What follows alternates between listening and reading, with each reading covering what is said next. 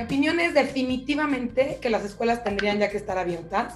En prácticamente todo el mundo están ya con clases presenciales o semipresenciales. Y los niños no nada más están sin clases. Los niños son la población más segregada en esta pandemia. No los dejan entrar al súper, no los dejan entrar a las plazas. O sea, no hay espacios más que el jardín de su casa. Yo ahorita muchísimo de lo que estoy trabajando es adolescentes. Esta semana fue una semana fuerte para mí de trabajo. De 18 pacientes que viene esta semana, 10 en llanto total en toda la terapia, con una desesperación.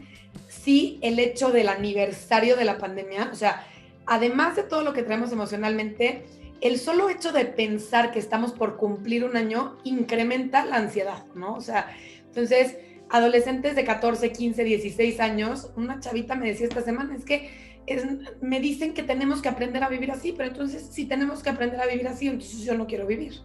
Entonces, ya este tipo de pensamientos a los 14, 15 años en mis pacientes, ¿no? En Querétaro, principalmente trastornos de ansiedad y de depresión. Y trastornos de ansiedad importantes, o sea, niños que se están arrancando el pelo, que se chupan la ropa, que se están mordiendo las uñas, pero de dejarse sin uña. O sea, trastornos de ansiedad preocupantes y alarmantes, ¿no?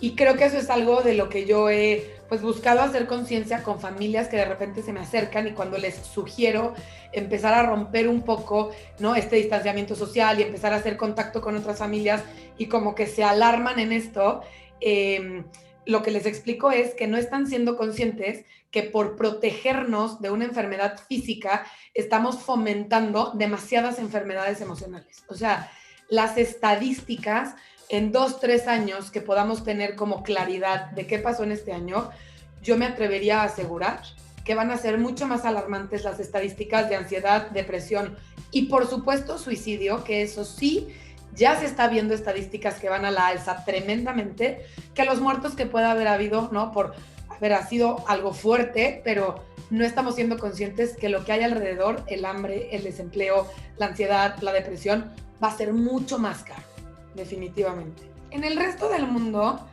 ya están con escuelas abiertas, ya hay protocolos que están funcionando, ni siquiera nos tendríamos que aventar a descubrir los nuevos protocolos.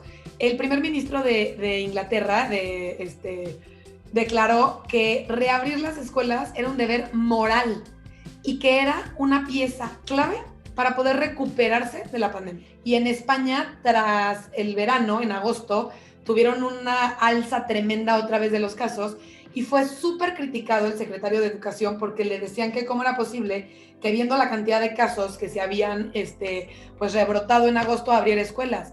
Y dio un discurso diciendo que así como el secretario de Economía no cerraba restaurantes y establecimientos porque tenía que ver por la economía, así como el secretario de Salud estaba montando, ¿no? Centros COVID y lugares de atención extra y buscando maneras el secretario de Educación tenía que ver por el bienestar emocional y físico y moral de los niños. Y creo que el mantener escuelas cerradas de marzo a junio, julio, agosto fue la medida correcta. Nadie conocíamos cómo procedía esto, fue empezar a descubrir un poco cómo teníamos que empezar a vivir. Pero en septiembre del 2020, prácticamente el resto del mundo volvió a clases. Ahora, por otro lado, hay muchísimas evidencias que los niños son los menos afectados por el virus. Son portadores y entonces cada familia puede decidir, ¿no? De acuerdo al nivel de riesgo de su población, a lo mejor si yo vivo con mis abuelos y entonces pues no quiero arriesgarme a que mi hijo pueda ser portador, entonces como familia poder tener la opción de decidir, porque el riesgo lo tenemos todos los días, trabajando estamos, porque entonces si no nos morimos de hambre, pero entonces ahí sí, matar a nuestros hijos de hambre sería negligente, ¿no? Es decir, oye, no salgo a trabajar porque me puedo contagiar, eso sería una negligencia, pero que los niños no regresen a la escuela no es una negligencia, no tiene una congruencia. Riesgo cero, ni para COVID, ni para salud mental. Cuando tú pones en la balanza riesgo COVID y riesgo salud mental, híjole, si leyéramos un poquito más sobre depresión infantil, sobre ansiedad infantil, sobre índices de suicidio en adolescentes, creo, si se hablara más de esto, que me encanta que estén generando este espacio y que Abre mi Escuela esté generando esta conciencia, creo que nos daríamos cuenta que la balanza está 100% inclinada hacia contener riesgo de salud emocional. Definitivamente. El riesgo de la adicción a las pantallas también es un tema bastante complejo, ¿no? Bastante complejo. Eso es otra cosa que se ha comprobado y que se ha estudiado en los últimos 20 años muchísimo. El que un niño pueda aprender está totalmente vinculado a su estabilidad emocional.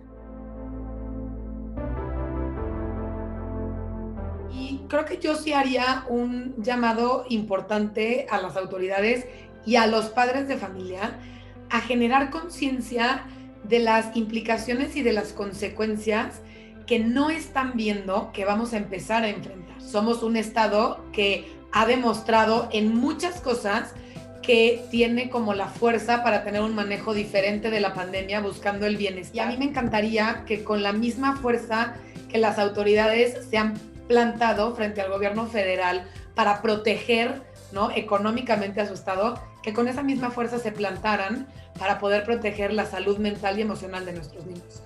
Reitero esto que dijo el primer ministro de Inglaterra, es su deber moral ver por el bienestar de nuestros niños.